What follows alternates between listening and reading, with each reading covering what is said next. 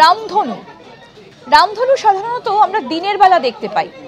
বৃষ্টির পর পরিষ্কার আকাশে জলকণার ভর্তি বাতাস যখন থাকে, তখন যখন সূর্যের আলো পড়ে তখন এই সাতরঙা রামধনু দেখা যায়। আর রামধনু দেখতে সবারই খুব ভালো লাগে। কিন্তু জানেন কি, পৃথিবীতে এমনও একটা জায়গা রয়েছে যেখানে রাতের বেলা রামধনু দেখা যায়। কোথায়? আসুন সেই বিষয়ে এবার আপনাদের বলি। আফ্রিকার জাম্বিয়ায় বিখ্যাত ভিক্টোরিয়া জলপ্রপাতের ওপর চাঁদের আলোয় এইরকম আপনারা রামধনু দেখতে পাবেন। কিভাবে সম্ভব দেখা, এবার সেটা আপনাদের বলবো।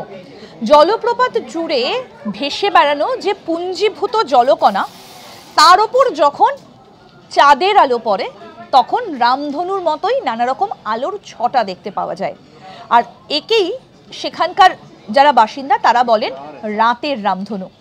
এই রাতের রামধনু দেখতে প্রচুর মানুষ এই ভিক্টোরিয়া জলপ্রপাতের সামনে ভিড় জমান।